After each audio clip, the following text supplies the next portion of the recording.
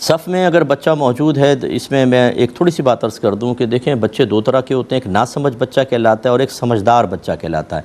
ناسمجھ بچہ وہ ہے جو 7 سال سے کم عمر کا ہو، اور سمجھدار بچہ شریعت میں وہ کہلاتا ہے جو 7 سال کا ہو کر 8ویں سال میں لگ گیا ہو۔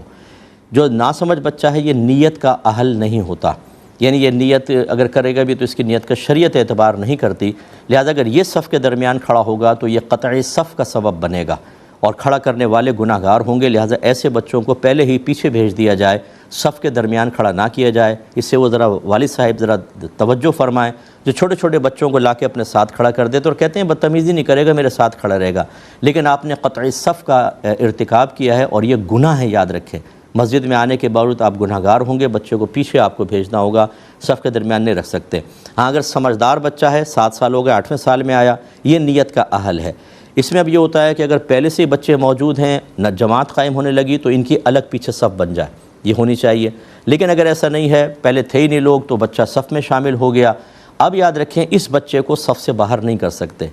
میں بڑی مؤدبانہ گزارش کرتا ہوں اپنے ان بزرگوں سے جن کو شرعی مسئلے کچھ بھی نہیں معلوم ہوتے، یہ نماز پڑھنے کے لیے آتے ہیں، 7 سال کا بچہ صف میں کھڑا ہے، کندھے سے پکڑ کے پیچھے کر دیں گے اس کو اور خود آگے کھڑے ہوں گے۔ یاد رکھیے یہ حرام اور گناہ کبیرہ ہے، کیونکہ نبی کریم صلی اللہ علیہ وسلم نے یہ شیطان کے لیے ارشاد فرمایا کہ وہ صفوف میں گھس جاتا ہے اور نمازیں خراب کرتا ہے، تو یہ پھر ایک کام انسان والا نہیں ہے، یہ خدا نخواستہ اس کی معاونت میں کام کہلائے گا۔ وہ بچہ نیت کا اہل ہے، وہ درمیان میں کھڑا ہو سکتا ہے، وہ قطع صف کا مرتکب نہیں ہو رہا، آپ کو یہ حق ہی حاصل نہیں ہے کہ آپ اس کو ہٹائیں۔ اور اسی طرح یہ بھی نہیں کہہ سکتے کہ بیٹا کونے میں جاؤ،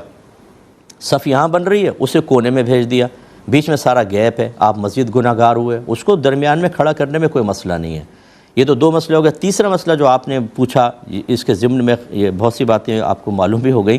کہ بچہ بیچ میں تھا، بیچ میں سے ہٹ گیا۔ یاد رکھیں جب درمیان سے کوئی چلا جائے، یہ بڑے آدمی کا وضو ٹوٹ گیا، درمیان سے چلا گیا، تو صف کو چاہیے کہ وہ مل جائے، اور سینٹر ہمارا مرکز ہوتا ہے، ادھر والے ادھر ہو جائیں یا ادھر والے ادھر ہو جائیں تو کونے میں جگہ بن جائے گی، یقیناً بعد میں آنے والے اس کونے والی جگہ میں شامل ہو جائیں گے۔ اور فرض کر لیں اگر یوں ہو کہ ملے ہی نہیں لوگ، گیپ ہے، تو پیچھے والا جو شخص ہے ہمارے فقہ حنفی کی روشنی میں حالت نماز میں اگر 3 قدم لگاتار اٹھائے گا تو نماز فاسد ٹوٹ جائے گی، لیکن اس سے کم اگر 1 یا 2 قدم اٹھائے تو نماز فاسد نہیں ہوگی۔ تو لہٰذا حالت نماز میں ہی 1 قدم اور 2 قدم، آرام سے 2 قدم میں آپ اگلی صف میں آ سکتے ہیں، آ کے اس گیپ کو پورا کریں۔ یہ اس صورت میں جب لوگ ملے نہیں، حالانکہ ان کے لیے ضروری تھا کہ وہ مل جاتے، لیکن بہرحال آپ گیپ پورا کریں، پھر پیچھے آپ کا کوئی گیپ جو آپ کا پڑا ہوا گیپ بنا ہے وہ کوئی اور پورا کرے گا، یہ طریقہ کار ہوتا ہے۔